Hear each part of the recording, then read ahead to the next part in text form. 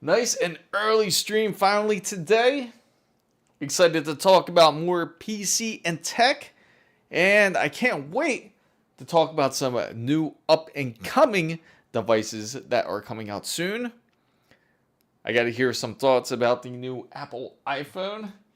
I'm sure some of you saw that press conference, and hopefully you saw Sapphire Technologies' newest announcements. And in just a moment, we will be fully live.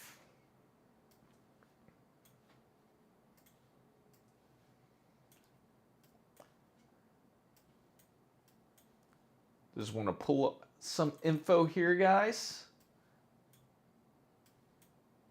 because it's quite exciting, I gotta say, for the least.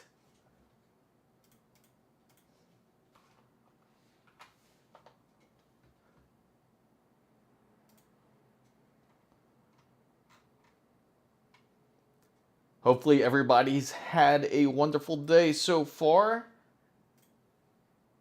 If not, let me know how you're feeling.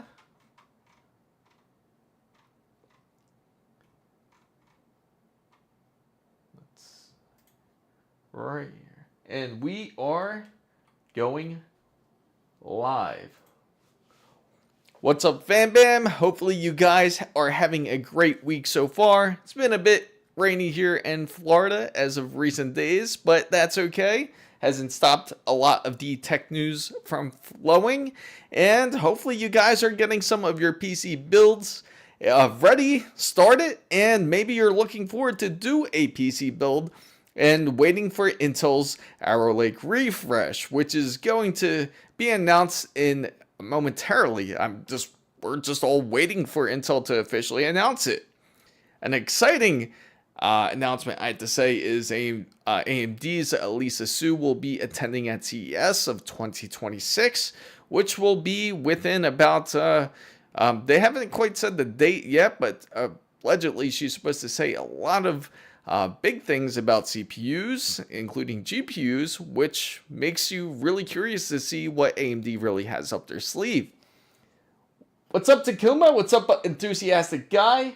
What's up, Sam? Good to see you guys. Welcome back. I'm glad to see you all. Hopefully you guys have been doing really well. And I have to say, have you guys seen Sapphire Tech's new motherboard? They have officially finally announced it. Hopefully it is in a lot more regions now, but Sapphire Tech has been announced. I just have to share this exciting news with you guys because I've been pretty excited and stoked, especially because now you don't have to just focus on just on ASUS or MSI or Gigabyte, but Sapphire has decided to join the competition, which is going to be great, especially when it comes to pricing. Oh, and awesome. How are you liking it? I've been great. How about yourself, Amir? I've been loving the news that you've been sending out. It's been great about Battlefield 6, and you've really kept us up to date, especially with the NVIDIA drivers. And let me share this with you guys. I'm really actually excited. But you're installing the NVIDIA driver. That's ironic. I think I haven't installed it quite yet, but I know it's on standby with the system right now. But let me share this with you guys because I'm just very enthusiastic about this, which is right here. And of course, this didn't switch over with me on the vertical guys side. I apologize for that, but here it is. This is one of the things that I've been really excited that they've announced today, which was going to be the Sapphire's B850 motherboard. It also is AMD AM5 Sapphire Core BIOS, 12-2 and plus 1 phase CPU power, which is great for anybody though, for anyone who is planning to do any type of overclocking, because more than likely you're not going to end up using all the phases anyway. And a dual channel up to 8,000 megahertz, Wi-Fi 7, PCI Express 5, it does certainly have. It even has M.2 and a debug LED. It's quite a really nice board, and it looks like Sapphire is really ready to join the competition. But see, the best part is it's not just the motherboard that they've announced, but take a look at the pricing. It's really awesome. In fact, you could get a B850A Wi-Fi 7 for under 200 USD, which is incredible, especially for a new release for a motherboard. You just bought and built a 7700X bundle and a 9060X 16 gigabytes build for my little cousin. Thanks for the help. Awesome. I'm glad that that build finally went through. I actually do remember talking about it. What's up, Pac-Man? Yeah, I'm glad to see you. I think originally you were on Twitch and now you just popped up on YouTube. I'm assuming you're the same Pac-Man unless there's two Pac-Mans in here. Is the Sapphire staying with AMD or are they also going with Intel on the new gen? The funny thing is, it seems that they are sticking with AMD and it's still pretty much budget focused, because if we look up here, we can see that they had the B850M and we had the 8620AM, which are both going to be on AMD. So it seems like they're focused on that side currently, but maybe Sapphire will expand into the Intel region, depending on how well. I'm assuming they kind of want to stick with the AMD stuff because, of course, they want to represent their GPUs as well. I thought so. That was you, Pac-Man. Let's take a look at their Sapphire, because that's what is one of their more exciting boards, which is going to be the Nitro Plus.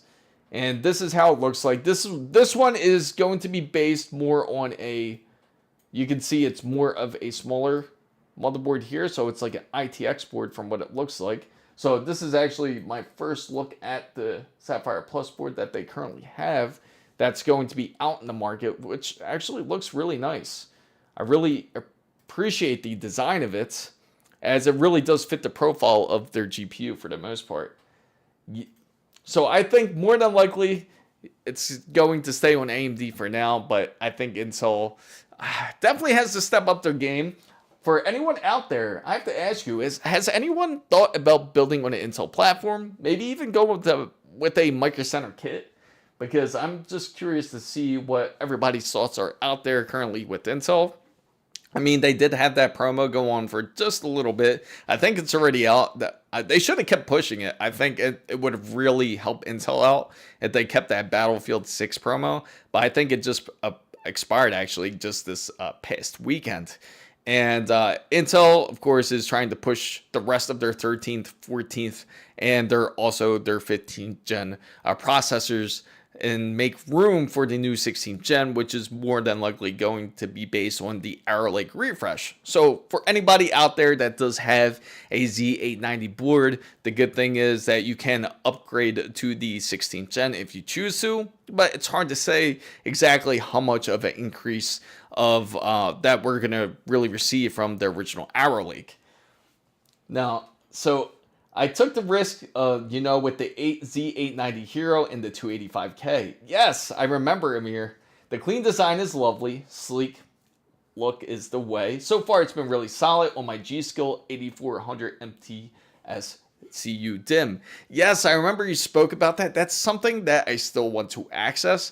I definitely want to do a comparison video on something like that. Don't think I forgot, Amir. I certainly had you in mind when you did mention this, because we would love to see the true comparisons between the between something like CU DIMM. And that seems like that's going to be more of the technology that's pushed out. And interesting news, I have to say as well, is that they are also coming out with almost like a mini SSDs, which are supposed to be more competitive to something like more competitive to not memory sticks. Now that's thinking way back in the day, thinking more like of now the name's slipping my mind. SD cards. So it's supposed to be more competitive to SD cards with these micro SDs, or not SDs, but the micro solid state drives, practically just a mini version of it where you can install it in and out. So I'm curious to see how that's going to turn out and see how well that develops. But apparently they have even up to 2 terabytes, which is still going to be in the high price side, and up to 2 terabytes. I think it's still in the $600 or $700 range. But more than likely, you probably could end up getting a good deal, especially by November of this year, if you were to look for it. What's up, Ariant Flash? Good to see you. I see you there. There might be a little bit of delay in the feed, of course, as when you say something in the chat, so I do apologize for that. But I'm glad to hear that the G.Skill has been really solid for you. I would love to see it compared with a few other brands. I know we have G.Skill, and then we do also have other companies such as Kingston would be really nice to test, and Corsair would be another one, crucial. Yeah, sure. Feel free to ask. And also, everybody out there, don't be afraid to ask any questions. This is a AMA, so you can feel free to ask any questions about anything. And you can also ask questions about PC builds and PC hardware, especially if you're thinking of a PC build. So feel free to ask your question, and I will certainly do my best to help you with an answer. And finally, someone in a live stream notices me. Yeah, it's no problem. I'm glad that I've noticed you, and you can certainly throw the question out there. I do my best to reach out to everybody. If eventually, if it gets to the point where it does go a bit quick, I do apologize, and I will return your question as soon as I get the chance. So, Ariant, would love to hear your question, especially if you have something PC build related or PC hardware related. I'm just curious to see what AMD has up their sleeve. In the latest, ASUS says the 7200 mega transfers per second is native to run without using XMP. Oh, that is quite impressive. Would love to see that. The funny thing is, I haven't. I really have to see what ASUS has to offer on the Intel side. It's been a little while since I tested their boards. The last time I really tested their last motherboard was the Z690, and that was quite an impressive board. Can you recommend a 500 euro PC build? Now you're looking for something that's 500 euros and that's a PC build, and I have to ask, what is the usage for, Ariant? Because it all depends too on the user. Now, if you're using it for, say, if you're just using it for more like schoolwork, or you're using it for gaming, or you're using it more for such as you're trying to be a video editor, a music editor, if you answer that question, then we can try to look. And there's quite a few guys around from the European region that are also tuning in, so they can. So you're looking for something that is straight gaming performance. Now, what type of website do you usually use when it comes to pre-built PCs, or if you're looking for any type of PC hardware in your region?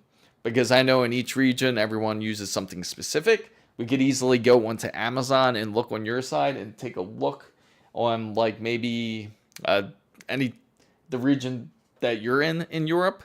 So what part of Europe are you in, I have to say? And then we can look it up, and then we can certainly take a look. Because I know it's going to matter, especially when it comes to Amazon here. I think the time you stream now is the best. I would love to stream like this all the time. But the funny thing is, I usually go to the gym around this time. And this week has actually been the week that we've been watching Friend's House because they've been on vacation. And we definitely want to help them out because they've been helping us watch Jonah. So this is the perfect opportunity to stream at this time. I would love to stream like this more often if I can. And if I can do it more often, I certainly will. But I'll keep that in mind, Takuma. So check it out on Discord.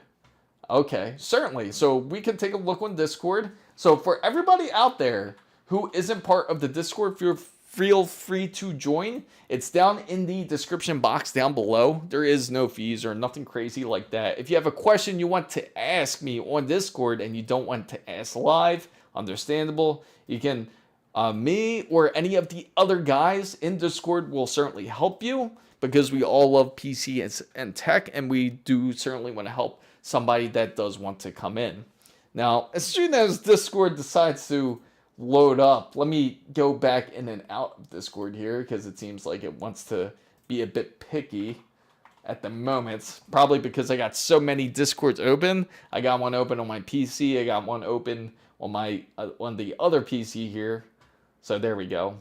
It's loading up now, and I am entering Discord. And I see on the PC hardware side, yes, unfortunately, I don't use I'm new. I tried on YouTube to search, but my friend said to find by yourself. But I'm tired of searching. I'm in Ireland. Okay, tell you what. We'll certainly search for a PC for you, Ariant. We're going to just check out this Discord real quick. And we're going to go and look together on Amazon and try to find you a PC build. Now, I do have to ask you, what type of PC games do you like to play, by the way? That'll give us an indication of what type of specifications you really need to aim for. Meaning, what type of PC would fit you best for the price that you're looking for, which is, again, 500 euros. And hopefully we can find something for that price. This Discord deception, absolutely. That's like a throwback from, like, Micro Center Streamception, right? So let's go ahead and go into Discord here, and let's take a look. So what Amir wanted to share with us was these numbers. Now it's going to be Arrow Lake's numbers with DDR5 7200 support. Now, ironically, when it does come to the numbers, when it comes to RAM, Intel certainly has greater clocks when it comes to memory clocks, when it comes to the memory side. And if you notice, like all the benchmarks that they break records with RAM, it's always with an Intel processor. So that's actually quite impressive at 7200 megahertz, just standard speed. With, I'm curious about the latency here, which is logical process 20. That's quite fast, actually, really fast. But I would love to see how quick it would run too. Let's see. That's quite impressive. So you're more of a guy that plays Fortnite, maybe Cyberpunk, maybe something a little bit stronger than Fortnite. Okay, so the biggest game we would personally have to worry about, I have to say for you, Ariant Flash, is that we're gonna have to look for something that is more that can handle Cyberpunk. That's probably going to be the toughest game for you. All right, let's take a look at Discord real quick. Seems like Takuma got something to share here. Oh, I think I just saw it too. I just saw it. What's that? What's that me on OLED? That is hilarious. That is a really funny shot, I gotta say. Did you see that, guys?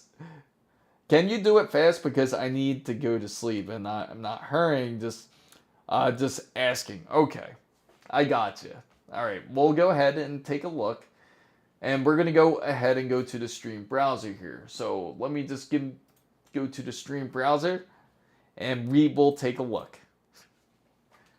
Okay, so we're gonna look on Amazon, Ireland, and we'll take a look and see if there is a PC that can certainly fit your needs. So we're going to look for the minimum for Cyberpunk.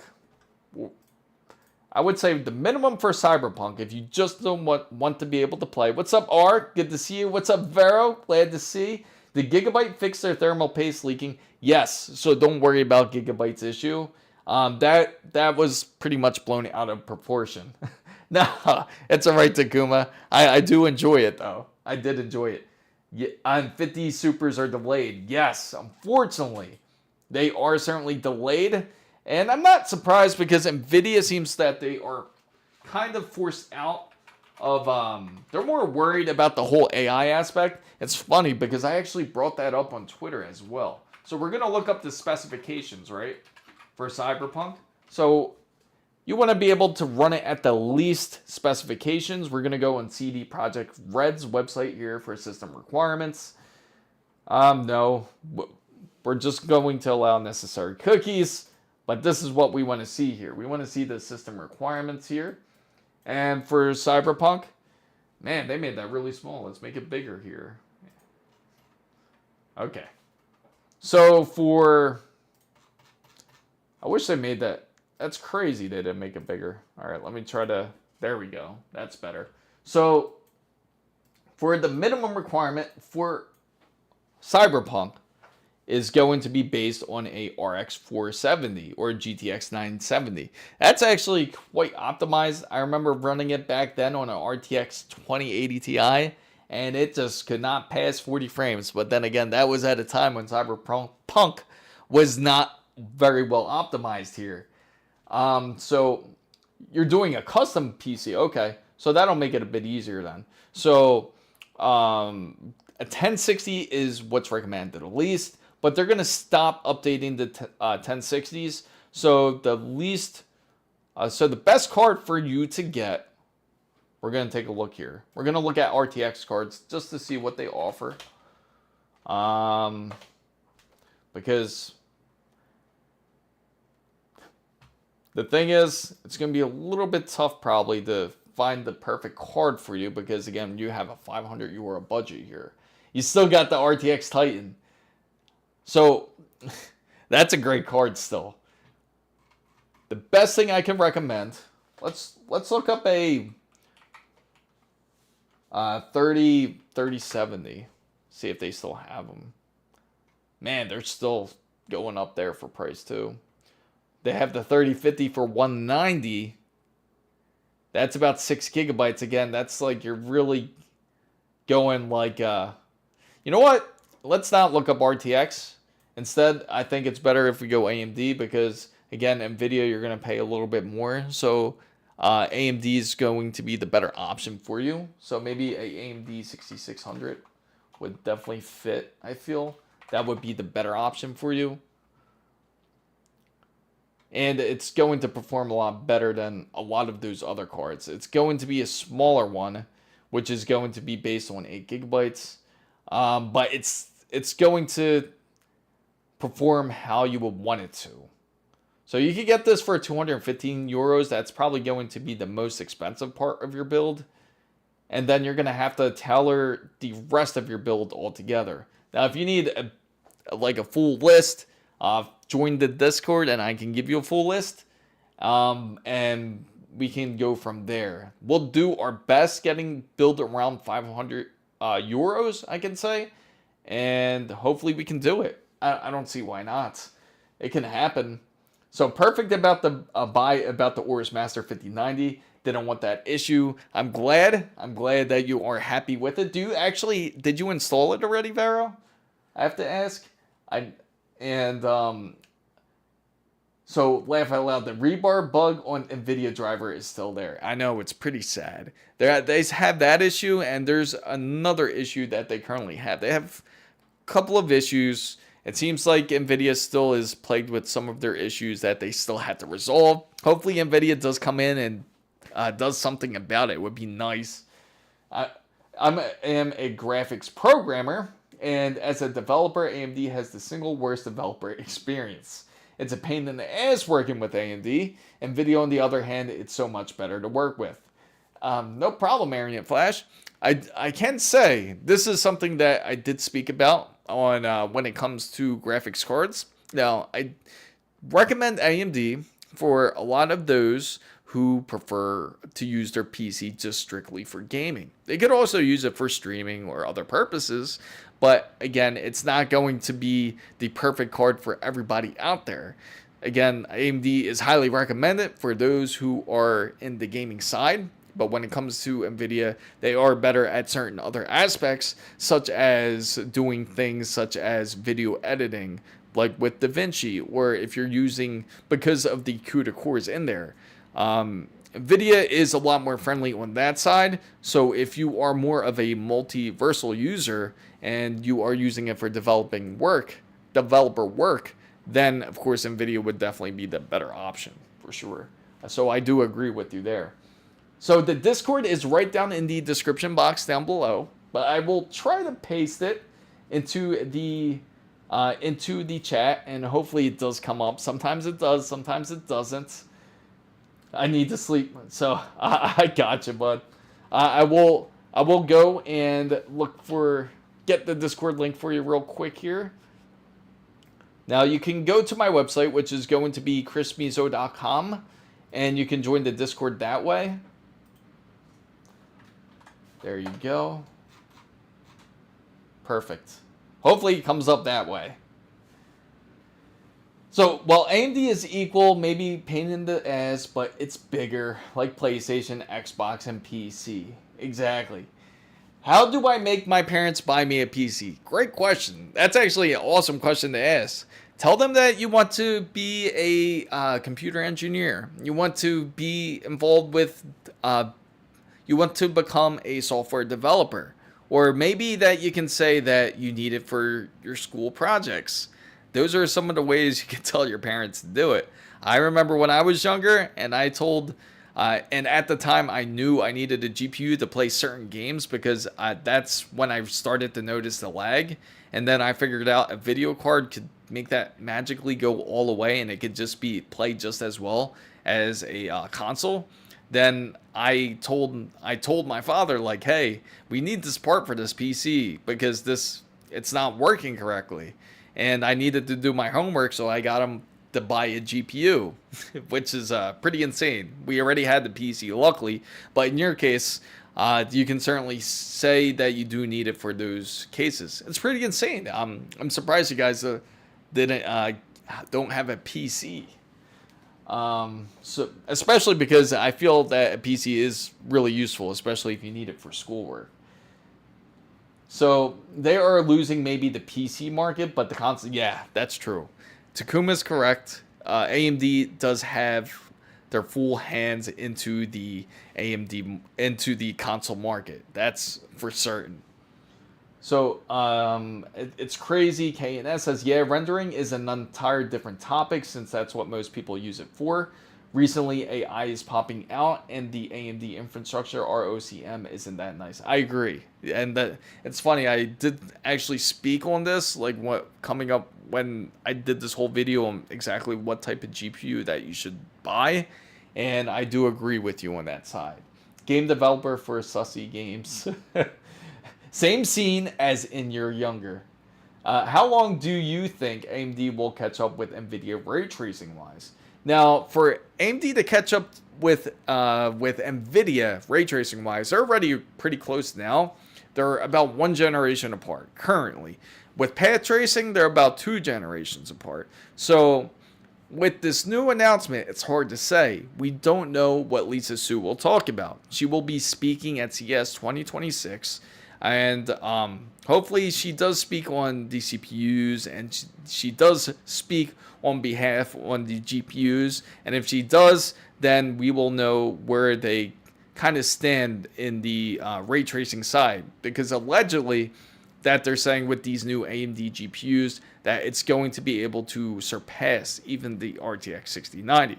It would be hard for me to certainly believe until it actually does happen because we've heard a lot of rumors such as that, even with the AMD's Radeon 9000 series. So let's hope that AMD does do some catching up. Let's see if this whole thing with the tortoise and the hare type of situation does happen, where NVIDIA is like the hare and just like kind of takes a nap because now for some reason they delayed their supers because they feel like they don't have to. Their presentation is going to be more focused on the whole AI side. So if that's the case, this is a very good opportunity. AMD has had pretty much like the whole year nearly. It's going to be nearly a whole year to really prepare something for the audience, especially for those who are looking for a high-end gaming card from AMD. Now, so hi, I send you a DM for you. I am the Mandalorian. Awesome. I do appreciate it. I will certainly take a look at it as soon as I do get the chance here. If you want me to put it up on stream, let me know and we can take a look. So yeah, I have a mid-range PC with no GPU. So definitely got to get a GPU for sure if you want to enjoy it. Which PSU did you use for the 5090? The same. So for the PSU that I've used for the 5090 is I used MSI's. I think it's MSI's MAG 1000. I actually have a video of that build where I think it was originally the RTX 4090, then I just ended up upgrading to the RTX 5090. I do actually want to end up swapping out my PSU when I get the chance. I want to get a little bit more wattage out of it just in case, because I feel like 1000 is pretty much like the minimum, I gotta say. But so far, it's been performing great for the MAG 1000. So by the time AMD has caught up, Nvidia would be generating all fake frames. And if that's the case, that who knows how Nvidia is going to handle their next generation of cards. I don't even think they're going to call it RTX anymore. I think they're going to end up calling it PTX eventually for their path tracing. Or maybe they'll call it something else, NVIDIA AI 100 or something. Maybe start all over again. So, Simply Takuma says, even people are saying fake frames, that it has worked, laughing at ray tracing and DLSS, and now look. Yeah, it's true. But personally, anybody out there who has a RTX 50 series, does anyone out there actually use the frame generation? I would love to know if you do or not. For me personally, I feel like I get, I don't really get the performance that you'd expect out the frame generation, so to say. Sure, you get more frames out of it, but you don't get it doesn't really feel like the extra frames are really there. And even when you benchmark it, you can even see that the scores are even off when you do compare the actual frame generation versus non-frame generation. You get a higher score without the frame generation on, which is pretty wild. And okay, put it on stream. Sir, what's up, Zeltros? Good to see you. So they even showed the comparison with the previous cards based on DLSS. How much wattage did you want to swap out to? I just want to swap out to about 200 more, about 1200. I kind of miss having the big power supply that I originally had, which was the 1650 Thermaltake PSU. Wonderful power supply, but it's just a little bit noisy when you put it to sleep, but that was it. But I wouldn't mind sticking with MSI so I can end up using the same cable, so it'll just be a quick swap. Or maybe I'll end up going to Seasonic because I love Seasonic PSUs. They are just excellent. Definitely one of my top favorites, and I'm not even sponsored by any of those guys, just to let you know. So, and let's check out this DM real quick. Put it on the stream, send the list, and I'm going to sleep. Thanks. Okay, sure. So let's take a look at what he says real quick before we continue to chat here. So we did get something from the Mandalorian here. And let's all welcome him in on a Discord here. So if you guys aren't part of Discord, feel free to join it. It's down in the description box down below. Or if you can't find it, just go to Chris Mizo, just like how it sounds and how it's spelled.com, and you'll see all the icons there, and go to the Discord link, and that will take you to our server. So let us welcome the Mandalorian. And there I go again. Thanks, Takuma. So let's go back here to the just chatting. Oh, let me go back here. All right, perfect. So I have to say, those frames aren't that crisp and you lose a bit of latency. I agree. Yeah, it's really weird how the frame generation works, because when you are using the frame generation, it seems like you're getting a lot of frames. It really does. Like, for example, you might be getting up to 200 frames, but then it does look a bit weird. Like, things don't match up, the pattern. It almost looks like when AI is generating a video. It almost looks something kind of like that. And then you get these weird issues. Like, for example, if you're playing some sort of action game, like when I was playing Ninja Gaiden with frame generation, I know, a game where you shouldn't. Why is there frame generation on an older game? But anyway, the point is, I was playing Ninja Gaiden 2, the remake of it, and how you can turn on the frame generation, turn it on, and when I would do things like I would do the bird flip on Ninja Gaiden, then I would just suddenly end up somewhere else, like in a really weird place. It looked like I was almost like in a roof. It would kind of glitch into an area like that with the frame generation. But I think that was like more some of the first games that I experienced frame generation with, and but I've also tried it with Monster Hunter's Wilds, and it was practically the same thing, so I just ended up turning it off. So I have the R5 Ryzen 5 4600G, so what GPU should I get to play Rust for now? So this is the PC without a GPU, correct? So if you don't have a GPU in there to play Rust, let's take a look at the type of specifications that you would need to really enjoy Rust. Now, you don't need nothing crazy, I can say. In fact, I could just name you one right off the bat. Just get a 9060 XT, or even the, like I mentioned earlier, the 6600 would be good. This 7600 would also be good, and that would fit your system. If you have a bit more bigger of a budget, you could go with a 4070 is a very decent card. If you're still on the 4600G, you can take advantage of that. But nothing more higher. If you're looking for something a bit under the 4070 series, you could look for something like maybe a 3060. So when will the list? Okay, I can't read, but I know what you mean. When will the list be ready? Is what you're saying. As soon as we'll probably pick it piece by piece, but it's going to take a little time because 500 euros is a tight budget here. So we'll figure that out. So you asked, what do I do for a living? I actually work for the government. Crazy KNS.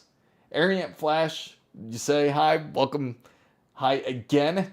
Carla, what's up, Carla? Good to see you. I am a plumber with a Swiss certification for a living. Oh, that's awesome. Maybe I should upgrade my processor because Rust is CPU depends on the game. Rust, I wouldn't think is crazy demanding. Arc A750 versus the 6600 for a 1080 budget gaming. I would go 6600. The A750 is still sketch. If you were to go with a Intel GPU, go Battle Arc. Battle Arc would be the better way to go. Like a B550 would be nice. Yeah, sure. I certainly will. Yes. Yes. Secret agent. That's right, KNS.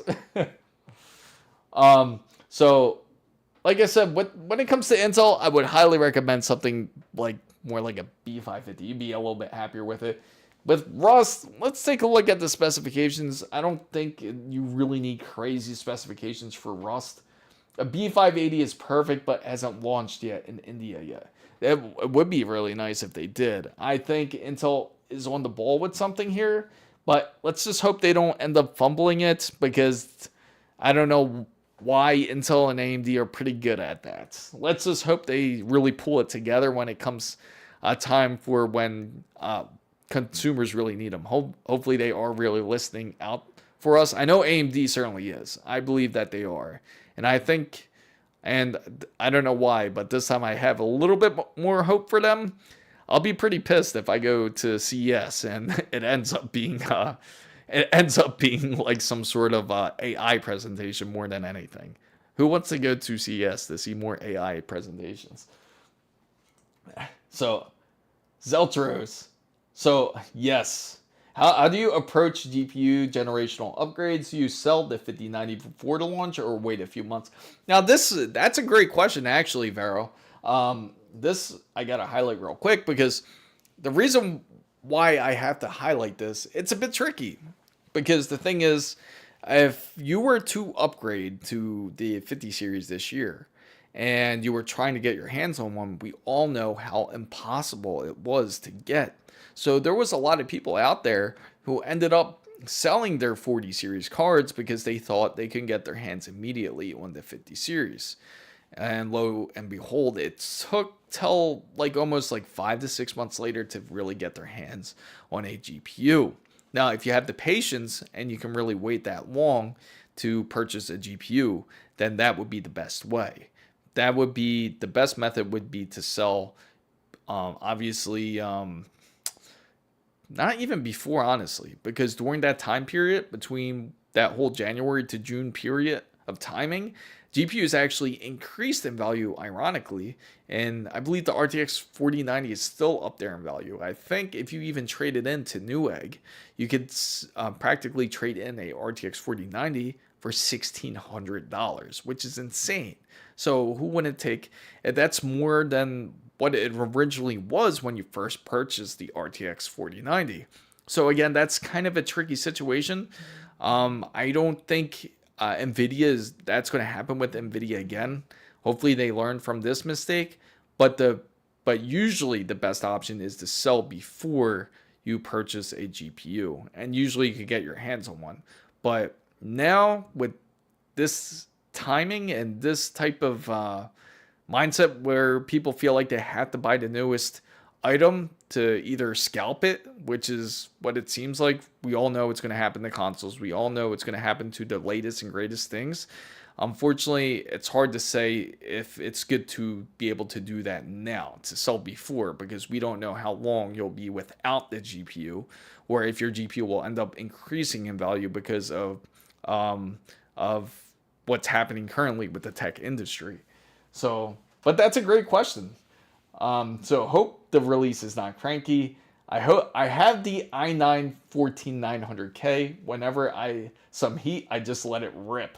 And hopefully you updated your BIOS. That's something I have to mention out there. And for anyone who is curious about the upcoming video that I will have up on Sunday, it's going to be based on updating the BIOS. So if you haven't done it already, especially if you're on the 13th and 14th gen from Intel, make sure you update that BIOS, because the voltages are important. Or if you have an ASRock board, which we've recently discussed, make sure to update that BIOS, especially if you have a 9800X3D. So check out the STG Aura. Okay, I'll certainly check that out. So did you update the BIOS on your motherboard, or is the CPU? That's pretty funny. So do you have Discord? Yes, I do have Discord, and I will post it right here. And if you can't access that Discord, feel free to just go down to the description box down below, and you could join there, or you could go to chrismizo.com, exactly how it's spelled, and just like how it is on my YouTube, chrismizo.com, and you can click the Discord link, and that will take you to the FanBam. But yeah, thanks for wanting to join. I wish there was some sort of giveaway and new. If you are interested in giveaways, we also do giveaways, but there's not currently any going on right now. But if you are interested, make sure to join Discord. I let my Discord members know first. If you're part of the FanBam, you will certainly know first. What's up, Enzais? Hopefully I said it right. Enzais. Scalping is the biggest a-hole move at the moment. I hate that. Can we all give Takuma a clap there, because who loves scalpers? Honestly, it should not be really made illegal, I have to say. So, or avoid to buy ASRock at the moment. That's exactly my move. I would avoid buying them currently. It's a shame, because I wanted to do a build and wanted to use ASRock because I've been really impressed with their latest tech, but somehow they just...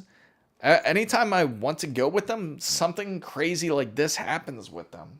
So for most people, I think we need the cash out of the 5090 to help buy the 6090. And I'm really curious to see what NVIDIA does end up doing with the 6090. For them to skip the Super is really interesting, especially in the beginning of the year. Maybe they'll end up pushing it.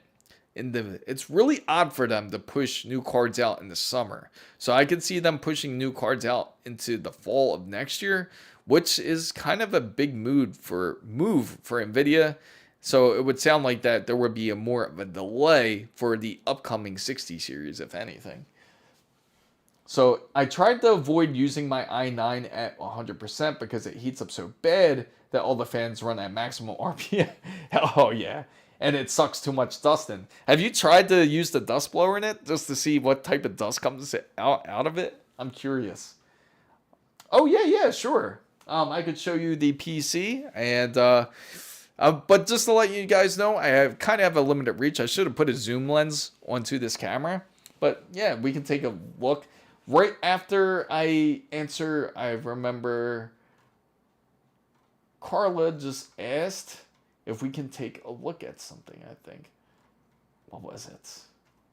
I am looking for you. Please repost it if you can. Let's see. Whoever called it. I remember you guys wanted to look at something real quick together, but feel free to post it, whatever it is. The RX 6600 is a newer card. Yes, it is the newer card. you want to stay within the newer cards, like the 6000 and up, because then at least you know it will get updated. You don't want to end up on a card where you're below that, because then you won't get the latest updates. STG Auburn. Okay, awesome. So we'll look that up real quick, and then we'll take a look and peek at the PC. Just a question, why is your AIO a system? That was all they had in stock currently. I should have honestly, where are you from, Chris? So I'm from Florida. I am from Florida. Still waiting for the 6090. I am from Florida. Zeltros, hopefully that helps you. So we're going to look up this STG Auburn. Is it the 6000 GPU that is out right now, the full die of the 5090? It pretty much, for the most part, it's pretty much still the 5090. It's still a Blackwell, if that's what you're asking. You won't see, for some reason, when it comes to more of their work cards, they always, it's like, it's the opposite. They're like ahead by a digit. So that's why it's going to be like the 6000 or the 7000. It's really odd how NVIDIA does that with their work GPUs. But yes, it's still based on Blackwell. So we're going to switch over here to the stream browser. And let me see. STG Auburn. Okay.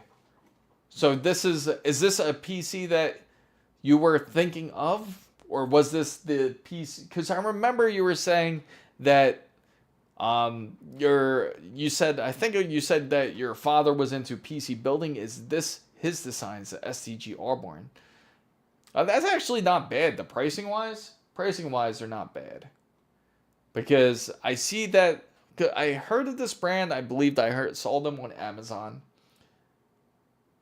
Data center grade GPUs are really expensive, even if they make more sales. I think gaming GPUs, yes, they certainly do, because the funny thing is, they even compared the, what was it? What was that name of the card again? But it's practically a RTX 5090, but with 96 gigabytes. And they compared the standard RTX 5090, 32 gigabytes with it. And even though that has so much more VRAM than the 32 gigabytes, that the performance was minimal. So you're talking a $10,000 card versus a card that's really $2,000. And the performance gain is minimal just because it has the extra VRAM. That tells you right there that that it's not really needed. You're gonna spend way overkill for anyone that wants the game on a data center card, first of all. And this would be much better used in something like LLMs for sure. So no. Oh, so he only builds 5090s. Okay. So the work GPU is the maximum Blackwell can perform, pretty much for the most part. The RTX Pro 6000. Let's take a look at the RTX Pro 6000 real quick.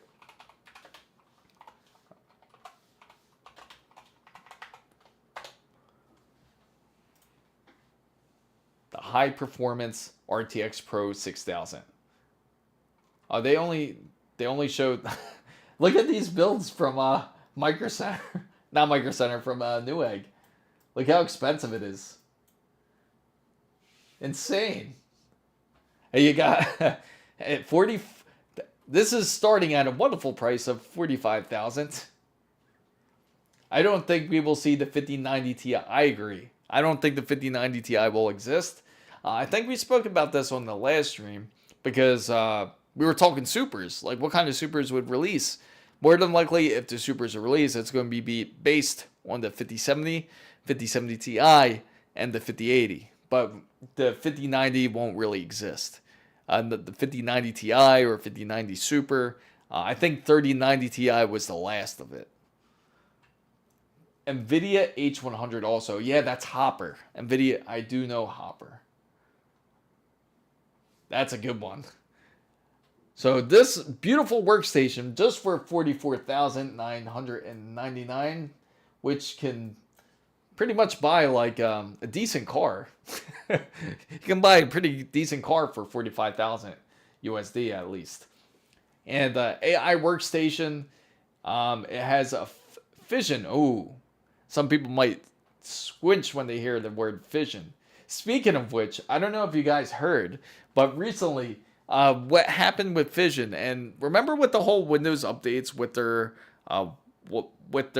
their debacle about their SSDs like pretty much wiping out. Fission actually came out just I think it was either early today or it was just yesterday that Fission just said that from their test that it seems like it happened to early adopters of SSDs. So it's like they kind of blame themselves in a way, but again, it's kind of fishy and still doesn't make a lot of sense. And they said it's only the data center SSDs that are getting affected. But then we do have quite a list of other people who's been affected. So hopefully ordering a new PC tomorrow. Awesome. What kind of PC you getting, Satchel? Just for a secret agent. Yes, exactly. This is the perfect PC. I mean, look at it. It's stealth, right? For a secret agent here. And look at it. Like you would never expect it. If you came to somebody's house, right? Or you went to somebody's house and they had this PC just sitting there, you would think, oh, this looks like a piece of junk. Because I mean, look at it, right? You're looking at it. Well, unless you actually look here, then you would know. You would see, unless you look where the GPU slots are, look at that. You can see the GPU slots right there. And that's quite insane. Especially this one. Then you would know. But if you were if they had a shell, right? If they had this covering the whole thing, you would never know. You'd be like, it looks like a piece of junk. What is it? Like a, something to power up a fridge or something? But that just shows you, oh my God, you should heck out Grok LPUs and see how much VRAM it gives. Yeah, I'm curious. I am curious. The H200 costs around 170. That is insane. Just a gaming desktop with a 9800 X3D and a 5070 Ti. Nothing like I hope it's nothing like what I'm showing. This is just insane. This would be insane. Like, if anyone buys this, I would definitely ask you, why are you buying it? And if you, I mean, you would make a perfect case anyway if you were planning to build some sort of data center, or if you were planning to build it on LLMs, like you had something up your sleeves for it, and you're really interested in that, then all props to you for investing for $45,000 on a data center PC practically. Oh, and the crazy part is it's powered by Ubuntu. And of course, why did they go with Xeon, Intel Xeon? It would have been way better with a Threadripper, in my opinion. If it had a Threadripper, we were talking about this too in Discord. Like, just imagine if you had a Threadripper build. But that's awesome, though. I like your build. Are you building your PC, Satchel? Is this going to be your first PC? Please check out Grok LPUs. Sure. Awesome, Jerome. Thank you for joining. Grok LPUs coming up. Let's take a look. So we are taking a look here. Considering moving, let's take a look at it right here. We're gonna go in. Considering moving, this is Reddit here, so we can go into this Reddit chat real quick. And only if this freaking screen does not like to work on. Let me make sure it's linked. Shared browser. Where's it at? Stream. Oh, that's why. That makes sense. Now it should be good. Now it should switch automatically. There we go. Yes, I'm building it. I have a computer science degree, not my first PC build. Awesome. I'm glad to hear that. Welcome to building another PC. You know how much fun it is, and you'll be quite impressed. What was your last PC build, I gotta say? You'll be quite impressed to see how much it's changed. If it's been a little while from your last build. It's certainly getting a lot easier when it comes to PC building. Seller, why you buy this $45,000 system to run visual novels and play Doom in 1080p with 1 million FPS? Grok LPUs. Oh, that's my fault. Grok LPUs. I was gonna say, huh? Okay. So the infrastructure for interference, purpose-built for speed, quality, and cost scale. Oh, okay. So you can So here, check out. So my latest PC, which I'm still using, is a Ryzen 7 1800. That's quite impressive for you to hold it on that long with dual GTX 1080 Ti. Now, you got to tell me, is one of the reasons that you are changing or upgrading your PC is because of TPM 2.0? I wouldn't be surprised because a lot of people are upgrading because of TPM 2.0. Check out ASUS ROG. Certainly, we can check them out. All right, so here it is. This is Grok. And what would you like me to look up here? Still gets 4K 60 on Boulder Gates. Oh, really? That's actually pretty impressive out of Boulder Gates. So, okay, let's just try and ask the pricing. Let's put that same exact question here about, what was it? How much would it cost? Let's see. I know. Oh, no, I don't know if that'll work. Because I'm thinking of copying this PC, right? Oh, I should have went out of it. That Newegg PC and paste it right into here and see and ask how much would it cost? How much space would this cost? Let's just try clicking this. Oh, I gotta log in. My dad, I believe, built it. Oh, really? For ASUS ROG. So is that who he works for? Still gets upgrading because no more support for GPUs soon. Too old to update. I kind of figured that was the idea. Go into Lee & Lee's 011 Vision Compact, such a beautiful case. I agree. And I honestly got to say too, real quick guys, I honestly got to say with the stealth build, I've been searching around and trying to get a good indication of what to get for the PC case. And we could do it together if you guys like. We could take a look at different options because there's quite a few. I kind of am tempted to go fractal design. Lee & Lee was also on the list, and I think there was another company that's also on the list for the case. And for I have an idea of which motherboard's coming in. First, I have to still contact the brand and see where all the stuff is. I'm getting kind of annoyed with it, but that's okay. We'll see where it is, if it's en route already. And currently, I'm waiting for a couple items from them, and I have an idea of the type of CPU cooler.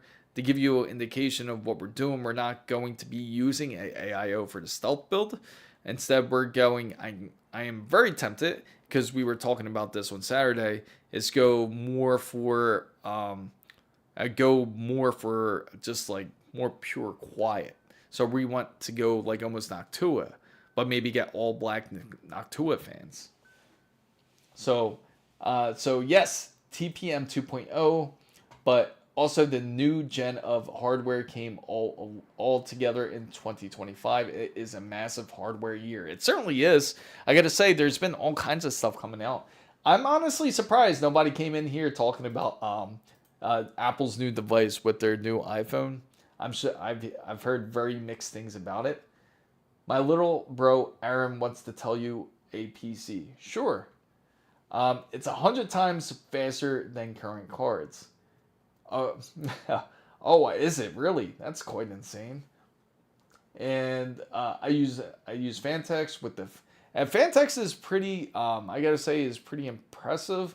I've seen them come out with some really decent stuff. And I would love to see. I've seen Deep-Cool come out with pretty decent cooling. I've actually used Deep-Cool even to cool the Threadripper series even. When it comes to thermal takes, not too bad as well. I pretend Apple does not exist. Yeah, I kind of figured that. I kind of figured that. I don't think a lot of people were too happy with their latest innovations. Because I think the biggest thing that they're currently trying to sell is obviously going to be their Air, I think. Sent you the card link on Discord. Certainly. Let's take a look. We're going to go on Discord, guys. And thank you, guys. Everybody who's joining in. If you want to join in on Discord, it's free.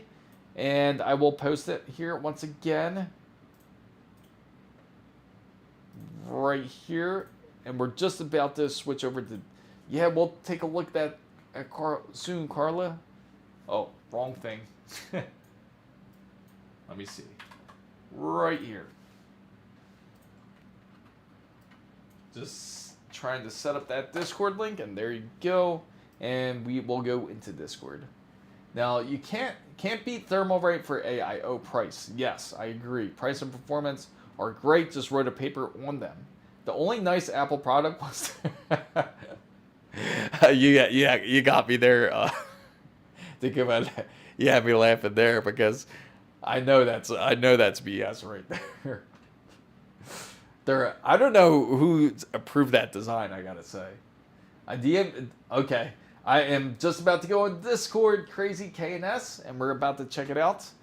And let's take a look. Oh, okay. 20K. So we're gonna open this up. And I just got to switch over to the browser side. This time it should be, nice. No manual switching. The Grok card. So let's take a look at this. The specifications, let me close that up.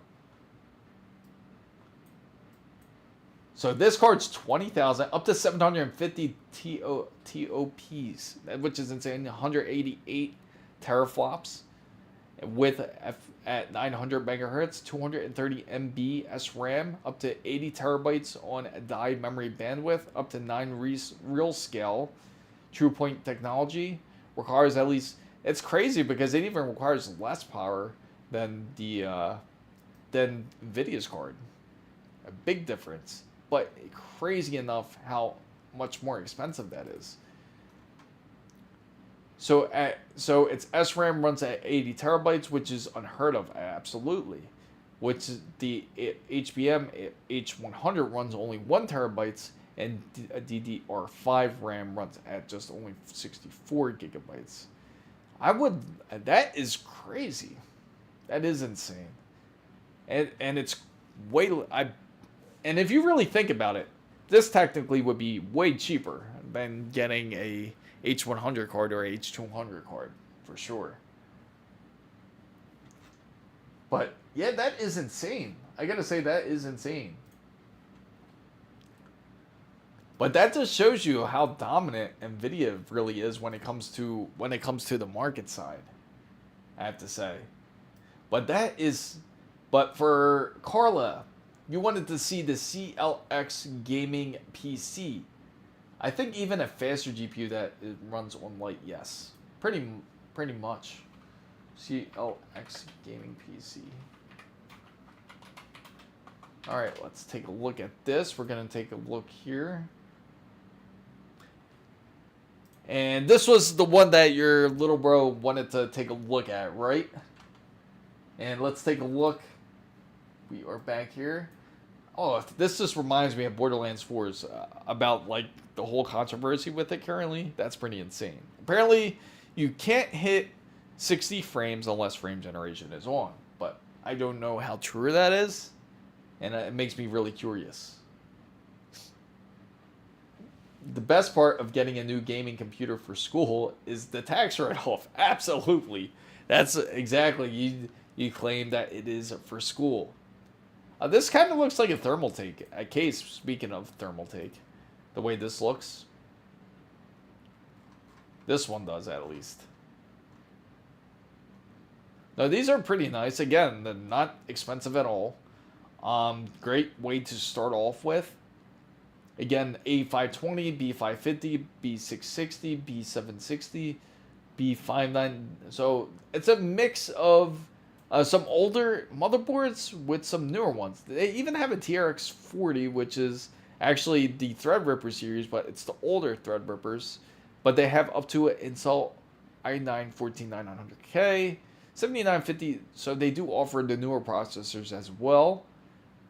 But it seems like this is much more budget friendly. They seem like they have different sets. Like this is its own set. Scarab. Horus. Oh, that's pretty cool. I like how they do that. That's a pretty decent idea. How to sell the brand. Have you checked out the framework for desktop laptops? It seems quite nice. I have not. Ricardo tax. Didn't read up to, and I thought it's so cheap. Yeah, it just all depends on the specifications that you get. Now, if you get the set, which is the lower side, it seems, but it seems like you would have to customize it. For the Scarab, this isn't too bad. It's, again, they give you the options, but they don't tell you exactly what it comes with. Maybe if you click learn more or customize, and it would say, okay, so for this,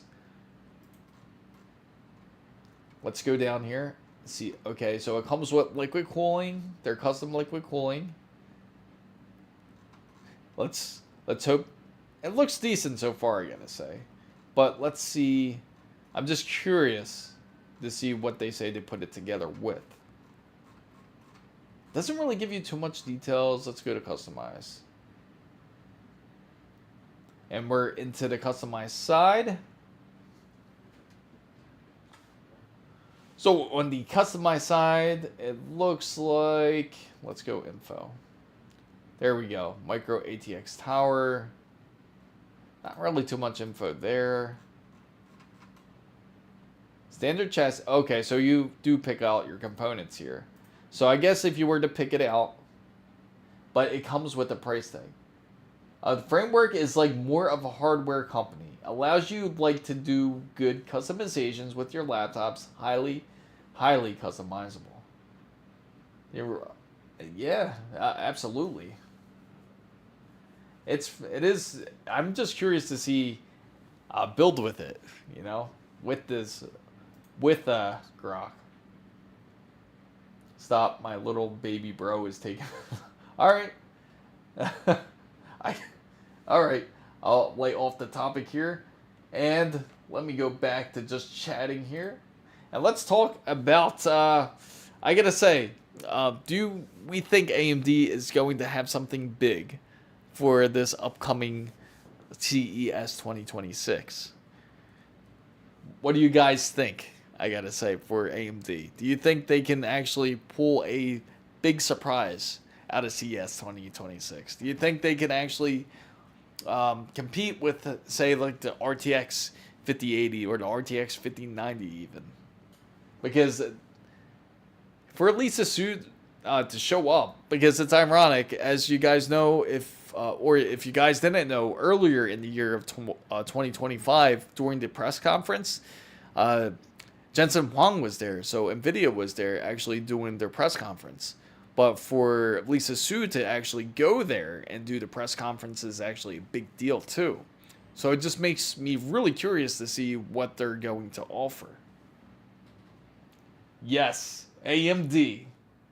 Let's hope. Let's hope for the best for AMD. Check out the link I sent. Sure thing. Let's go check it out here.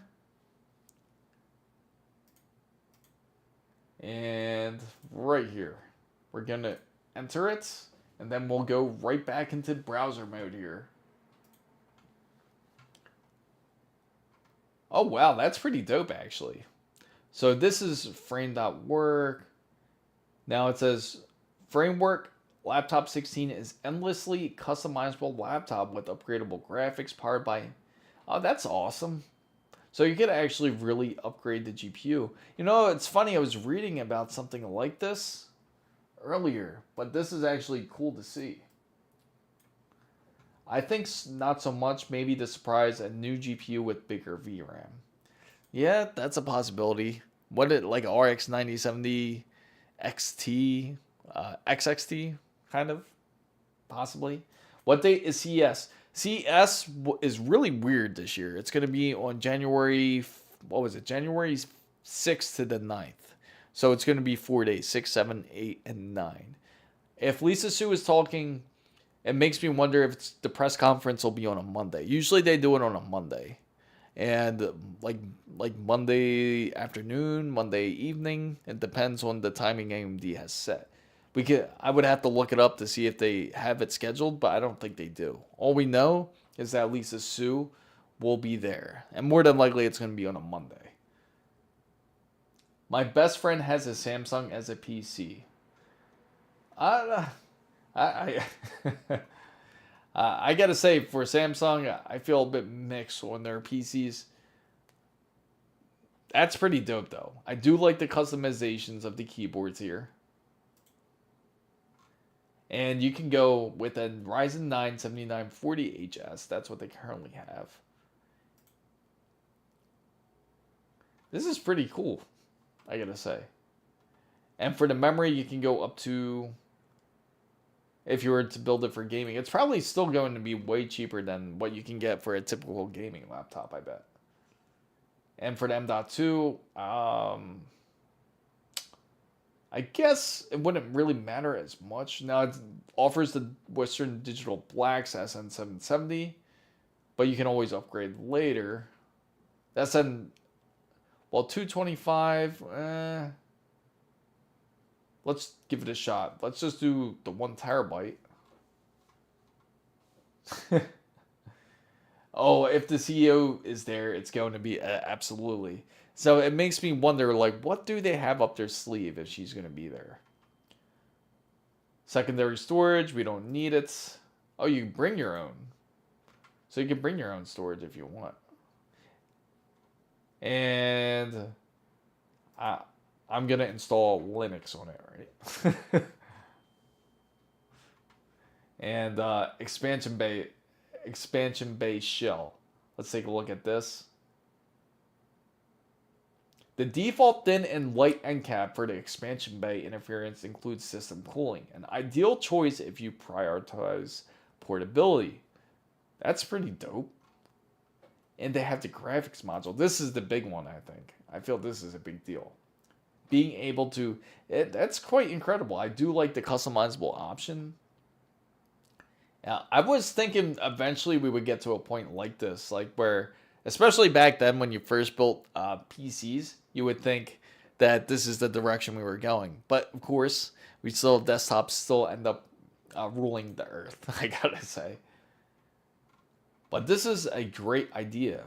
So you can, they even give you options here. So even if you don't want to have the keyboard in US English, you can also have it with other languages as well. RGB, let's see if it goes RGB here. I guess it doesn't show it. RGB keyboard. So spacers can be laid out in numbers of ways. Oh, so if you want to raise up the board, I guess. That's pretty dope. And if you want a numpad module. Honestly, on a keyboard, probably I don't think that would be necessary to have a numpad module there. And let's say choose the first spacer. Let's just go with this. My dad is working on a new project. Oh, awesome. Yeah, how's the project like? So bezel. Let's go with the apple orange. Imagining opening a slot on your laptop in the back of it and then choose the PCI Express X16 slot. Though stick a GPU on it, and the laptop has standoffs for 3-slot GPU. That would be quite insane. This is the kind of thing that we've all been hoping for, because we all thought laptops was not really laptops, but tablets was going to be the next thing. Like everybody was going to move into like the laptop space. But considering the configuration, like showing you guys the pricing here, let me pull up the page so you guys can see it.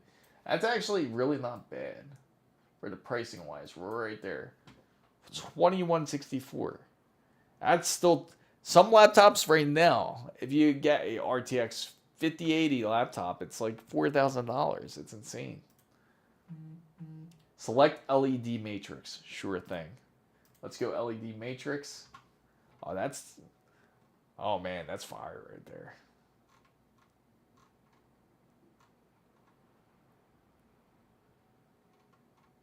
So he doesn't private, he can't focus if you just ask him during his project, so I don't know. So I gotta say, This is sick, though. I do like it, though. I'm going to add this to my favorites. I would love to get a laptop from them to see how it ends up coming out. But, yeah, thanks for sharing this, I got to say, KNS. This is pretty dope.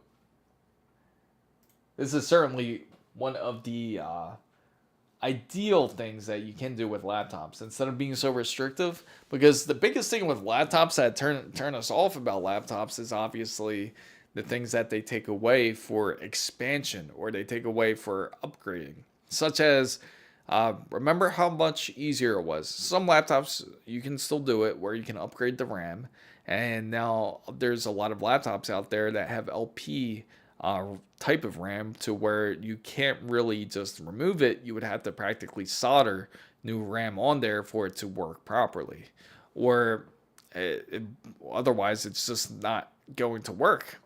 Or just like swapping out a battery, or even being able to do things like add a GPU. But it would be nice to have those options. That's what I really like about it, KNS. I know that was the first thing I noticed, was that you could swap out the GPU, which is impressive. Like, buy a new module and then hook it up. It's a lot better than being forced to buy an external GPU and then be able to plug it in. Like, they were trying this for a while. They still do it with the external GPUs, but it just doesn't seem like it just doesn't have enough weight. It doesn't justify purchasing a separate GPU to add to a laptop, because then it's just like double the price. So, the framework looks nice. That's better than Razer. Calling you must go to a repair shop, but you are the repair shop. It's funny too, because Razer, I agree, Razer is one of the brands where their laptops are like $5,000. And they were the first ones to actually have like Thunderbolt 5 and everything too. But again, it's one of those laptops where it just does not last, unfortunately. Was thinking of getting the X870EE. Oh, so you're looking at motherboards now. What type of motherboard are you thinking of? I gotta say. You're obviously more than likely going to go with the AMD choice. So which type of processor are you thinking? If you were thinking of going bigger. A panoramic PC. So hello, for 2K. Ultra settings. Is a RTX 5070 Ti enough, or should I go by the 5080? So if you're going 2K, absolutely 5070 Ti will satisfy your needs. 5080 will be better even for like 4K usage. And not even, because it's up to 16 gigs.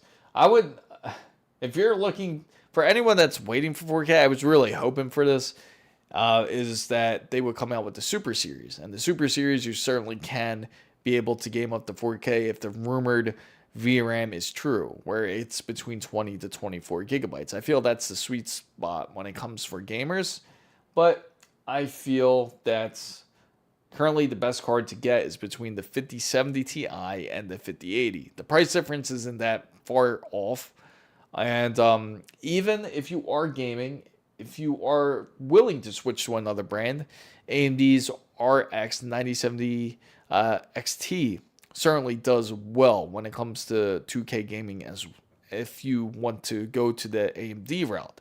And it won't be as expensive. You have a little bit more money you can use to even maybe purchase a monitor even. So 5080 if you stream and game, 5070 Ti if you only game. So, yeah, so RTX, even it's delayed, yes. RTX 5070 Ti works for 2K. Oh, okay, there you go. But 850, yes, there you go. But maybe it's, it's funny. Takuma says practically exactly what I'm thinking too. It's but it's true though.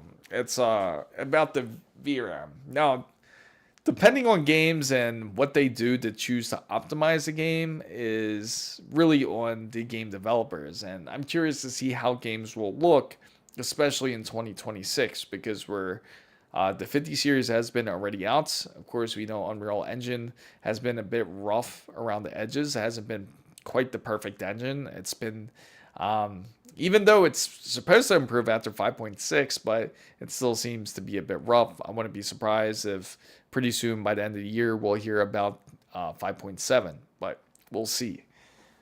So I gotta say, if you the delay bait. Oh, so I feel is the feed delayed or is the chat delayed? Hopefully it's none of them. So hey Chris, I've seen these Ryzen 7 2700X pair with the RTX 2070. Super still worth it in 2025. I'm playing more on some racing games. So if you have a 2700X pair with a RTX 2070 Super, if you are still comfortable playing on it, by all means, it's still a very good rig to game on. If you are planning to play newer racing games and newer type of like sims, then I would recommend then upgrading. And it depends on what type of how your setup is. Like if you want to upgrade monitors, then it's going to matter. If you're not, if you're keeping everything practically the same, then I wouldn't worry as much. All right, Carla, good to see that you are here. Thank you for joining in. Mark, so hopefully that helped your question there. If you have any other inputs, like if you're saying if you were getting any other type of monitor or another type of a more upgraded racing sim, then it might matter then. So to answer, so it all depends on your setups. Like if there's like flight simulators, for example, here's another one. Flight simulator where you would need a bit more, especially if you're rocking like to say 3 monitors. Some people have some really dope setups to where it looks like they're inside of the actual the cockpit of a airplane, which is pretty dope. But again, that will require a bit more power to do something like that. And on the racing simulators, depending on what you play, let's look up one right now. In fact, I'll show you one.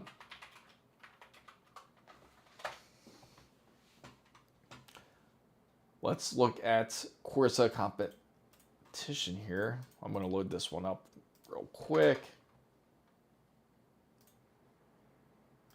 Go back here. And let's take a look. Like if you're playing something like this. Let's go back to stream browser here. It looks something like this. Then of course it's going to require a bit more. But this is pretty dope. Man, even the new TV is a breeze. 144 hertz shows. Even if it's not a big change, it feels smoother, LG. LG just knows how to make displays, I gotta say. They are excellent at what they do. It's quite impressive. Now, so why do some cases have more or less fans than others, or odd and even? What is the good ratio? And it depends on the fan. That's a great question, Mike. And I do have to say, like it does matter depending on what type of setup is in there, what type of specifications are in there. If you're looking more for a more budget setup, like say you find a PC for $100, not 100, I wish $100. If you find a PC for more like around like $1,000, you might see what is more common is like say a 2-to-1 ratio, where you would see like 2 fans in the front and maybe 1 fan in the back. That's a decent ratio. What you really want is not really about how many fans that's in the system, but it's really more so about the ratio. So you want it exactly like that, 2-to-1 or 4-to-2, because you want to actually have more intake fans than exhaust. Because if you have more exhaust fans, it will create negative pressure inside the PC. And then that will actually you won't get decent airflow inside of that PC. Instead, everything will kind of stagnate and the temperatures will just end up rising because of it. So you just want to make sure that you have a decent ratio like that. Like maybe like even 4-to-3 is okay. But the key is you want to make sure that you have more intake than exhaust. So, but that's a great question. So if you're looking for like a 5080 like RTX 5080 build, you might see something with like maybe 3 intake fans and maybe 2 exhaust fans or something like that. And that more than likely will be pretty much good to go. So I'm looking to spend $2,000 to $2,500 altogether. I'm looking for the best airflow case. There's actually a lot of great airflow cases out there. Now, if you're looking for a really decent case, I know NZXT has some great cases. I know for sure Corsair has some great airflow cases. If you're looking for more airflow, you want to look for ones that have like less of a glass design, and you want to look for ones that are more vented. If you get ones that are more vented, there are cases they're the cases that you want to look for that has more of the improved airflow. So if we were to take a look at a case, for example, let's take a look at, for example, Fractal Designer, right? And we'll switch over to browser mode in just a moment once we get over to the cases side. Like, I can say, I know their Meshify series is really good for this. So you go to products, let's look at their cases, Meshify, and it'll look something like this. And this case will be pretty good for airflow as it is. So they have different series of it. Like, for example, they had the Meshify 3. Or say the Meshify 2. That doesn't really matter which one. But they practically have the same concept where it's more about the airflow. A lot of newer cases, they'll have glass all around. And it wouldn't have as increased, it wouldn't just have a good airflow like a case like this would. So it will look something more like that, to say, for like a decent airflow case. So for me, I bought an ASUS ROG Hyperion GR701 in white. Yeah, that's quite the... I have 12 fans. Yeah, Takuma has some great fans when it comes to his setup right there. The GR701, that's quite the setup. If you guys don't know what the GR701, it's quite an expensive case, but it is a really nice case. It's the only case that I know that has 2 USB-C ports on the top of it. Eventually, we're going to see more of it. I know we'll see more of it, but let me show you. It's right on the top of it, and it gives you plenty of room if their website wants to work. Let's stay here. There we go. And let's zoom in. Not a very clear picture there, but let's see if we can get a clear picture up on the top. It looks like this. Hopefully that's better. Yeah, there you go. Zoom out a little bit. There we go. And looks something like that. You got the 2 USB-C ports. And it has 4 USB 3 ports. And you got a headphone jack. Only thing that bothers me, I always like to have the two jacks. I like to have the headphone and I like to have the microphone jack. I feel like Windows does not really integrate that well enough when it comes to the input. The Mizo Hyperion looks dope, but I also like the yes, I do too. And I'll show you. Have you seen the motherboard too? The motherboard actually went up on sale just the other day. It was like $500 for the Hyperion one, for the Mizo motherboard. Right here. This is it right here.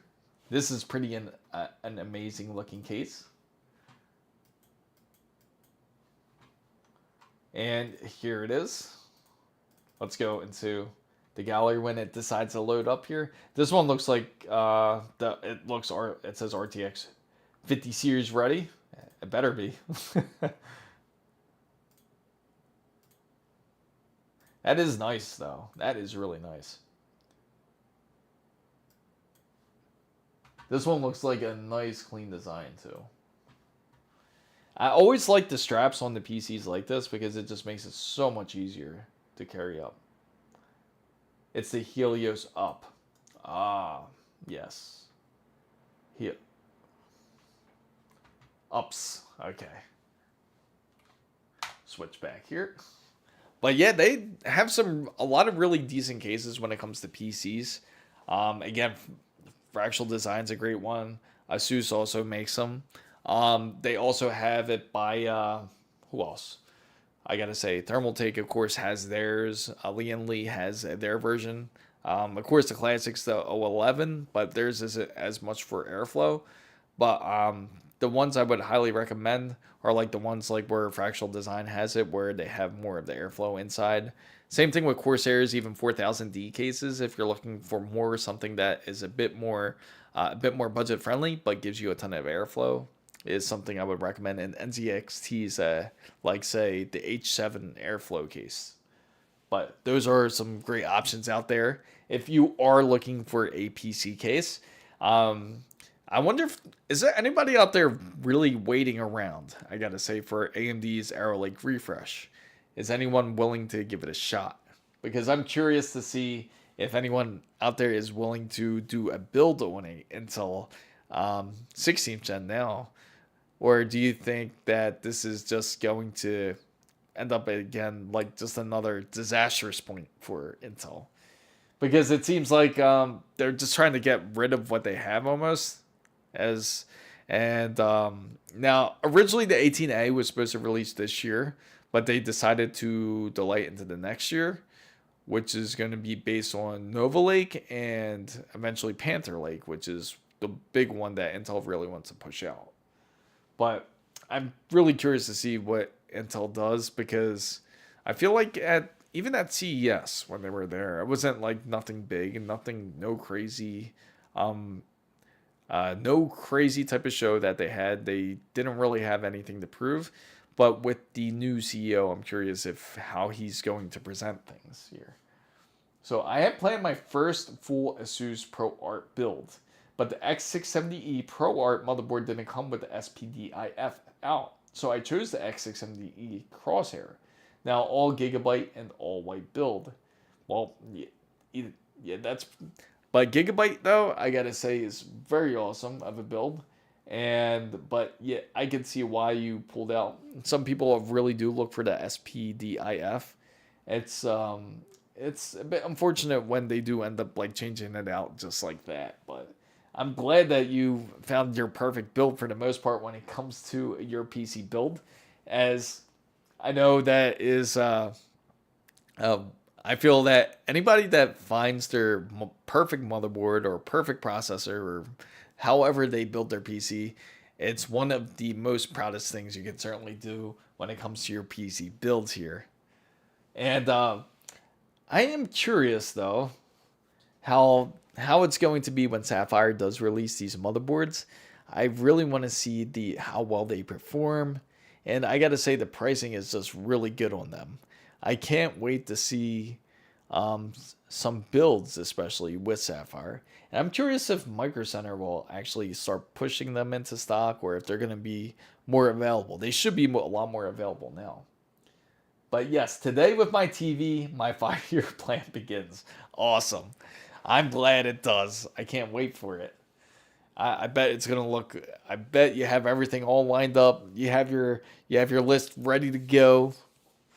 I am really curious though. I'm still debating on this whole thing. What's up, Felipe? Welcome in. Do you have any questions? Feel free to ask. And that's anybody in here. If you are enjoying the stream, make sure you don't forget to like and don't forget to subscribe as well. And thank you for anyone that has joined in. And especially for those who joined in on Discord, feel free to join in. If you need to get onto Discord, it's also down in the description box down below. But welcome, especially that you're from Brazil. I know it can be a little bit tough getting PC parts down there, I bet. But I am, let's take a look here. And, oh, that's something I've also wanted to talk about. So guys, speaking of PC portables, because we just were on the topic about laptops earlier, right? So, have you heard the full discussion about the Legion Go 2? So, I'm building my first PC ever with my son. So, I don't know much about internals of PC building. So, I'm consuming as much information as possible. Okay, so what type of questions do you have? Do you have questions about about compatibility, like how to put it together? We can start from there real quick. I can give you a quick rundown, or even explain more in Discord. If you have a Discord mic, feel free to join in. If you and the best thing I can say is, if you are doing a PC build for your son, you want to make sure to obviously get the PC case, which we discussed. Now you have an idea of a case where you get decent airflow. Now for the second portion of it, you want to find the type of processor first that you want to use on it. Now for the processor that you want to use, most people go with AMD, so I can just go ahead and recommend that. If you are from the States, you can also go onto things like Newegg or Amazon. If you have a Micro Center close to you, that's even better. And you can be able to purchase their bundles. You want to be able to make sure that the processor, for example, if it's AMD, you want to make sure it's AM5 that sits with, say, sits with the motherboard that's AM5. So it's going to be from the AMD Ryzen 7000 series and up is AM5. And that's the motherboard that you will go with, is called AM5. Now, usually they're going to have numbers such as something like a B650, B850, or maybe Z870E, or maybe Z670E. Those will be the 2 or 4 main numbers that you will look for that will be together with that CPU. Also, I know it's a lot to explain, but also make sure to check out my guide. I do have a beginner's guide on doing a PC build, and that can certainly help out, which is going to be a series of each specific part. You can check that guide out, which was Intel 12th Gen, or you can check out the 9800 X3D build, which I go into some details into there, where you can see how to build a PC, and I think that will certainly help you reach for what you're looking for too. But to answer Felipe real quick, and then I'll get right back to you, Mike. Recently, I have Fortnite. It is getting FPS drops. I've updated the motherboard BIOS and GPU drivers, but the problem persists. Is there anything happening with the performance on the RTX 50 series? Hey, Run, good to see you. So I gotta say, for the most part, when it comes to the RTX 50 series, you shouldn't see any issues. If you are, try reverting back your driver. You can easily revert back your driver. If you revert your driver back, then see if the issue persists. If it doesn't, then you know it's the driver. If you're still getting the issue, then it's more than likely something that is hogging up your system. Make sure that there is nothing that is hogging your system. Just check the system resources, and that will give you a good indication.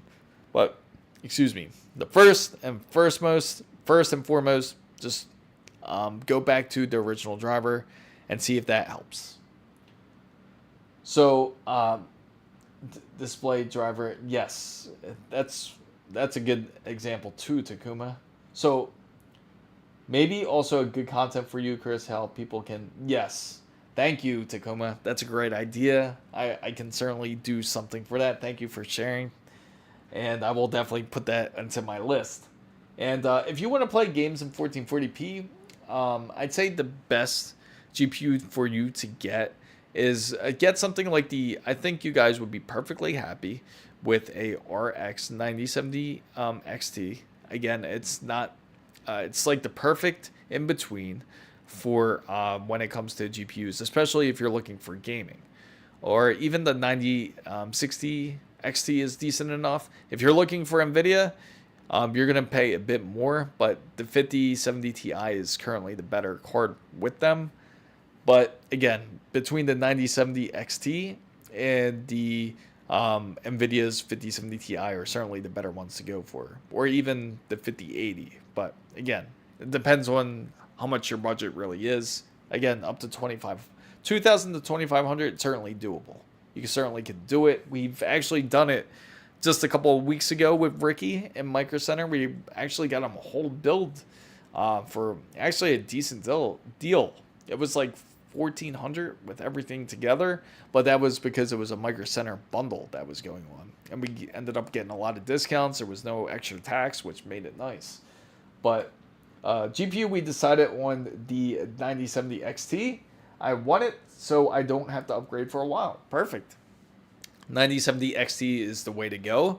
I certainly highly recommend this GPU, as it's not expensive, and it can certainly perform well. And I gotta say, like, out of all the cards that I've really tested throughout the year, I gotta say the 9070 XT has certainly been one of the best cards out of all of them when competing even up against like something like a 5070 or even the 5090. And that's all because the pricing is just really good on it. It's really hard to beat.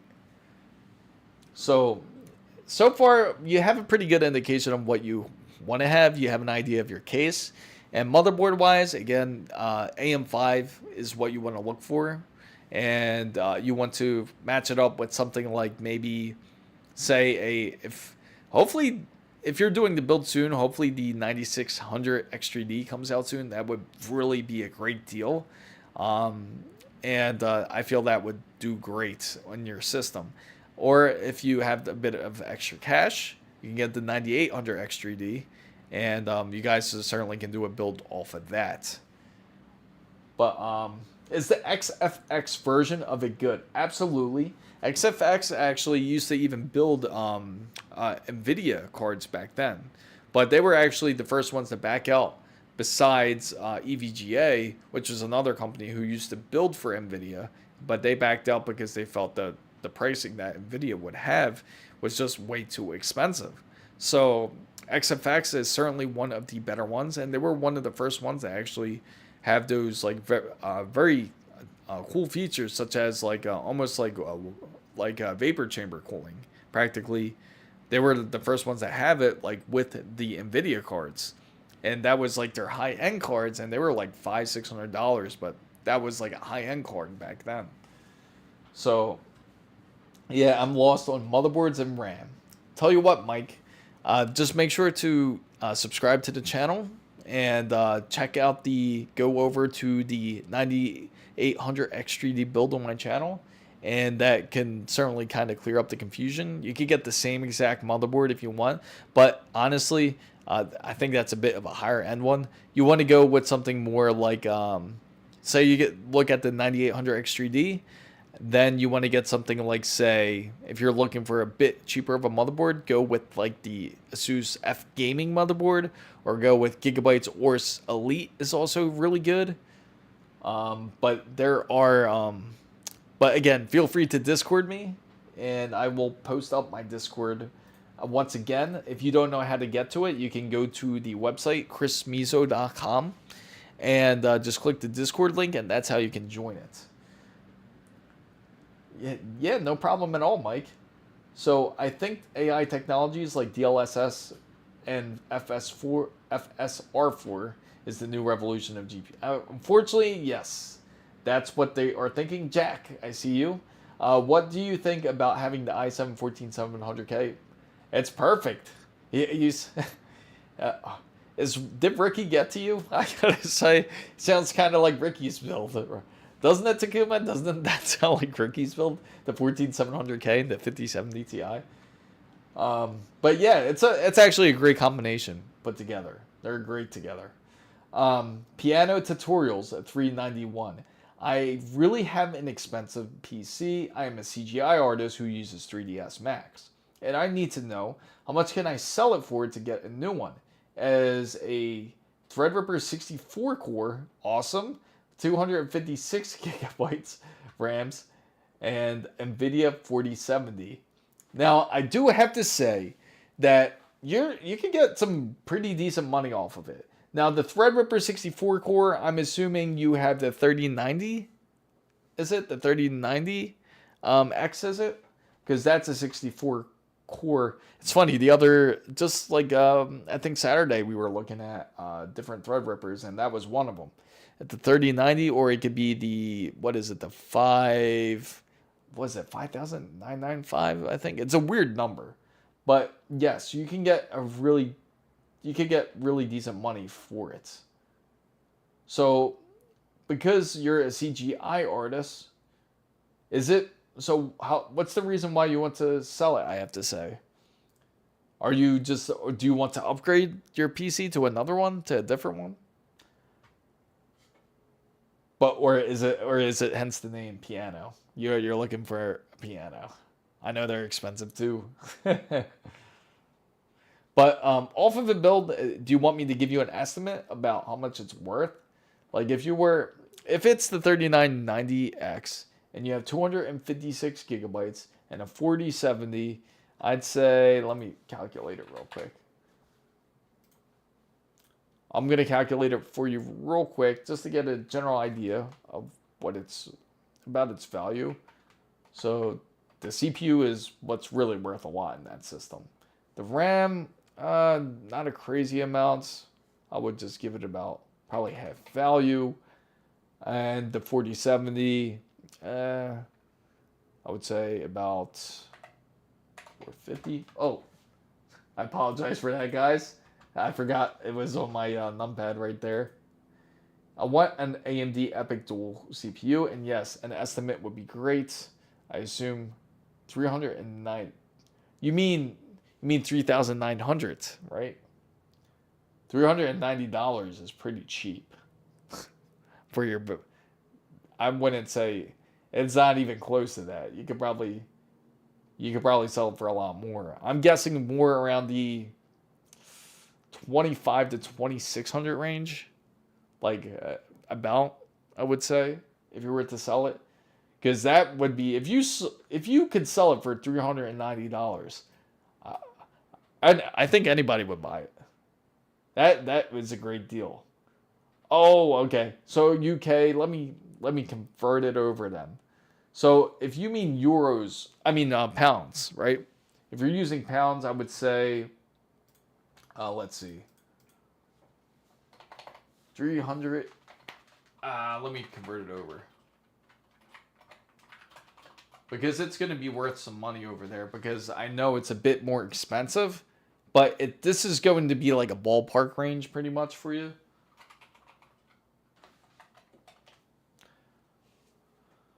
It should be about like 1900. About like 1900 to maybe about 1950 then. British pounds, I would say. Hopefully that helps you out, but yeah, you can get some decent money off of that PC for sure. If that's what you're trying to sell it, you could probably easily sell it for a great price. If you're selling it for $390, someone's definitely gonna buy it. I'll tell you, somebody will buy it real quick. If I was in the UK, I'd certainly get it for $390. But you could honestly get like about 1900 to about 1950, I would say. I think that would be a good price point for you to sell it at. But yeah, hopefully you get that. If you get the AMD EPYC CPU, that'd be pretty dope.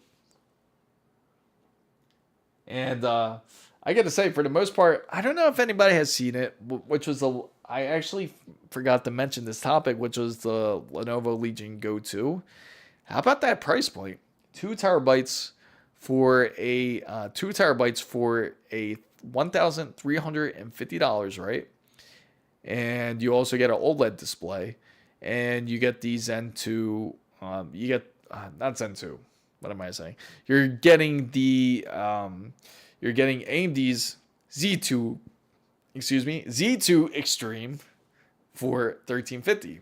And then on top of it, you get 32 gigabytes, touchscreen. You can set up SteamOS if you want to on it.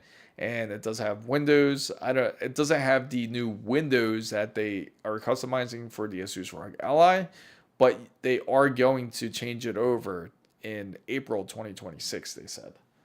So thank you. I also sell a server that I bought the other month for about 13. So, okay. Yeah, so you certainly, So your server that you bought, what's in the server now? With 2 AMD Epics in it. Well, that's pretty competitive along laptops. That's what I mean. That's what I'm saying. The pricing is a bit high on it. It's an 8.8-inch display, if I throw it onto it.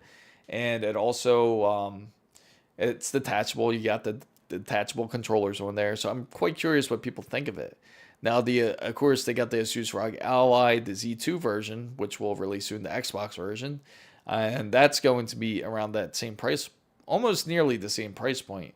But for an extra $1,100, I believe that they're going to sell theirs for. But for an extra $250, you can have an OLED display, a bigger display. But the battery, I don't think is going to be as good as the ROG Ally. And the ROG Ally obviously has a LCD display as well. So is it installing drivers and Windows intimidating as it looks? It might look really terrible to do it, I have to say. But I promise you, it won't be that bad. It honestly will not be that bad to actually install drivers. It's actually really simple and easy. I definitely do got to come out with a tutorial on something like that. Thanks Takuma. Shout out to Takuma for that. Thank you for letting me know to do something like that. I didn't even think something of that. Even though it's like once you do it, it'll become second nature to you, and it'll be be pretty easy to do. Well, I mean, along laptops, they are costing like that's true. The Razer is like $5,000, and it's just quite insane when it comes to laptop pricing. The crazy part is you're not going to get that much of a power gain, especially if you're going from, say, the 4000 RTX 4000 series over to the 5000 series. It's not like there's a different type of draw when it comes to these laptops. It's still very limited until they can really do something with battery life. Yeah, no problem, photosynthesis. Yeah, thanks for asking. Oh yeah, to answer that question about the AMD Epics, now you have the AMD Epic dual CPU. Now, exactly which one is it? Let's take a look here. I have an idea here. AMD Epic. Now, I'm assuming they're very expensive, depending on which one you have here. Now, if you have Now, for me to give you a price point or give you an idea of how much it's worth, I have to know exactly which one it is, because Epic has there's much more than just one dual core that they have. So if you can find that out for me, I can then estimate. But again, they're worth some money here. You can definitely pull some money out of it if you are trying to sell a server. For certain. But yeah, I gotta say, for Lenovo, I'm quite interested to see how well that works for them and their price point. I'm just curious to see if it's going to sell. But the funny thing is, when you do really compare, right? Just really think about it. How quick do you know people would purchase a new iPhone 17, right? How quick would they purchase it? And the price isn't going to be that far off of a Lenovo. Lenovo Go 2. So, but certainly people would weigh the options and certainly go with the newer phone, obviously, first over something like the Lenovo Legion, the Lenovo Go 2. I keep forgetting how they switch up the name like that. But what is your thoughts of that? I gotta say, what is everyone's thoughts of that? Is it like matching or comparing apples and oranges when it comes to something like portable PC gaming versus, say, a cell phone? So I'm curious to hear what everybody's thoughts are on that. Is it something that certainly interests you? Would you prefer a portable PC gaming console over a new phone? So I see new cases are really going to be ready with that BTF stuff. That is something that has to certainly be done. I would love to do a PDF build. Can you imagine how clean your PC would look? And when it comes to BTF, what he's talking about is the newer type of motherboards. Excuse me. the newer motherboards where everything is connected via the back of the motherboard or in the back, like all your connectors, like your typical power supply connectors, your ATX connections, they're all going to be connected through the back instead of the front. So that way you don't have to route from the front to the back. And it makes it much easier and simpler for you when you connect your PC together. But I have to say, I do appreciate everyone coming in. I hope this earlier time, everyone did enjoy it. Hopefully you were able to catch it. Hopefully you guys aren't just coming in. I apologize for anybody just coming in who is just catching that I called for an early stream today, but so Saturday will be just back to its normal time. And but it seemed like everybody seemed to like this timing when it came to the streaming. So I really thank everybody for coming in. Make sure you like and subscribe. If you have any more questions, feel free to join Discord, and I will certainly get back to you once I get the chance. And I certainly won't forget anybody that didn't join the Discord. Make sure to join. It's right here in the comments, in the chat, which I will post right here. Oh, just a moment. Hopefully it lets me through. Sometimes it does, sometimes it doesn't. So let's find out if it does. That's it right there. So if anybody's just joining in, I apologize. Usually I obviously start usually between 6 to 8. Hopefully you caught the early stream. If you haven't, again, I apologize. We will go back to its regular time on Saturday, which is going to be the 7, not 7. What am I saying? The 8 to 10 Eastern EST for the stream. As you can see, I'm pretty hungry and out of energy here. So feel free to join Discord. Make sure you like and subscribe. And hopefully I see you guys there on Saturday. Thanks again so much for watching. This is Chris Mizo signing out.